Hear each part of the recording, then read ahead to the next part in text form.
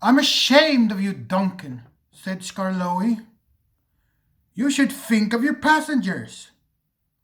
Passengers are nuisance. They're always complaining. Skarloey was shocked. That's no way to talk, he said. Passengers are our coal and water. No passengers means no trains. No trains means no railway. Then we'll all be on the scrap heap, my engine. Don't you forget it. Thank goodness Rheneas is coming home. Perhaps he will be able to talk some sense into you before it's too late. What got the Rheneas have to do with this? Rheneas saved the railway, said Skarloey.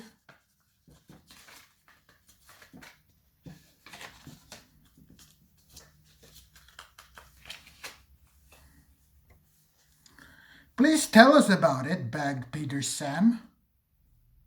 Years before you came, said the old engines, things were very bad. We were on our last wheels.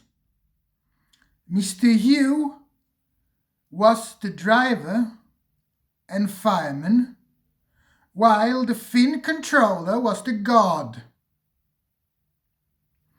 He did everything else too, and helped Mr. Hugh mend us in the shed. We expect 2 new fresh engines next year, they told us. But we must keep the trains going now. If we don't, the railway will close. How awful, said Peter Sam. I tried hard, though I couldn't do much. But Rheneas understood. It's my turn now, he said. You've done more than your share of the hard work. He was often short of steam, but he always tried to struggle to the station and rest there. That, said Skarloey earnestly, is the most important with passengers. Pah! Exclaimed Duncan. Passengers, Skarloey continued, don't mind stopping at stations. They can get out and walk about. That's what stations are for. But they get very cross if you stop at the wrong places, like viaducts. Then they say we're a bad railway and never come back.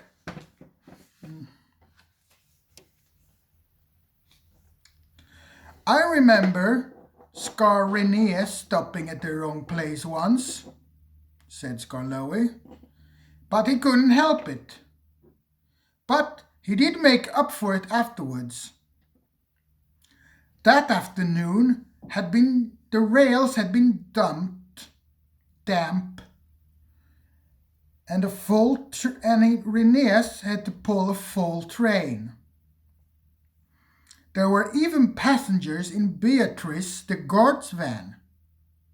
The wheel slipped dreadfully on the steep bit after the first station, but they managed to get there at last. The worst is over, thought Rheneas. Now we're away. Come along, shh, shh, come along, shh, shh, come along, shh, shh. He sang to the coaches. Come along, shh, shh, come along, shh, shh, shh. I've got cramps, he groaned. He stopped, unable to move, at the loneliest part of the line.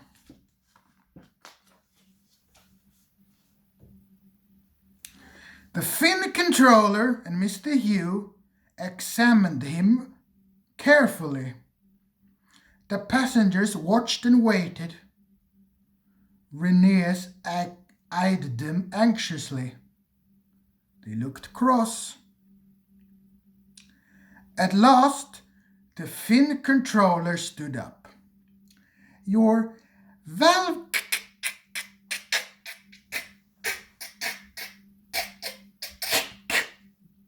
gear on one side is jammed,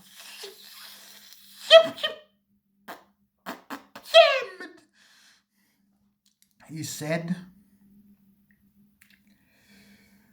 We've unfastened the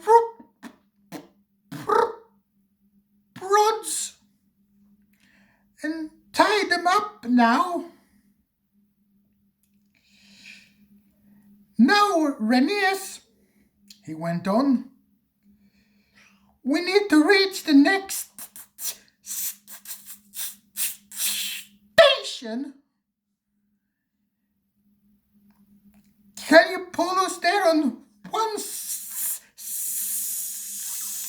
cylinder? I'll try, sir. But the next station isn't the right station. Will the passengers be cross? Don't worry, smiled the Finn controller. They know we can't reach the top station today.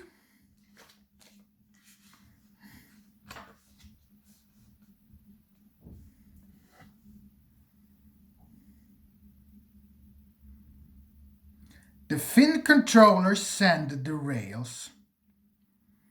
Passengers from Beatrice pushed behind. Mr. Hugh gently eased out the regulator. The train jerked forward and began to move.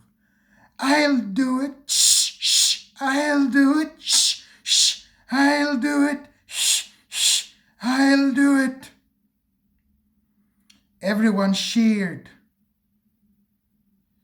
But Rheneas heard nothing. The Finn controller is relying on me. If I fail, the railway would close. I mustn't, shh, shh, I mustn't, shh, shh, I'll get there or burst. Everything blurred. He was too tired to move another yard, but he did. And another, and another, and another, and another, till we got there at last. He sighed with relief.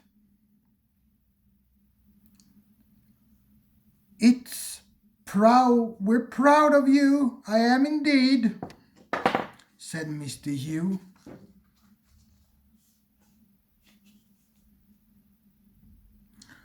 All Rheneas remembered about the journey down was having to go on. At the big station, the passengers thanked him. We expected a long walk, they said, but you brought us home. We'll come back and bring our friends. You're a gallant little engine, said the Finn controller. When you're rested, we'll mend you ready for tomorrow. And Rheneas was always ready for tomorrow. Always, smiled Skarloey. Whatever happened, Rheneas always pulled his train. It was then Duncan broke his silence. Thank you for telling me about Rheneas, he said. I was wrong. Passengers are important after all.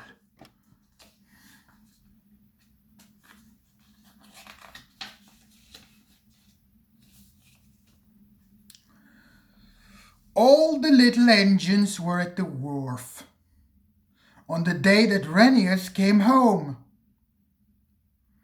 Some of the Fat Controller's engines were there too. Edward pushed Renius' truck to the siding, and Skarloey pulled him neatly onto his own rails. That was the signal for a chorus of whistles from the engines large and small. You have never heard such noise in all of your life. The owner, Renius, and other important people made speeches. The band played and everyone was very happy. But Renius was the happiest of them all. That night, next to his friend Skarloey, he said, "This helps a little engine to feel," he said, "that at last he has really come home."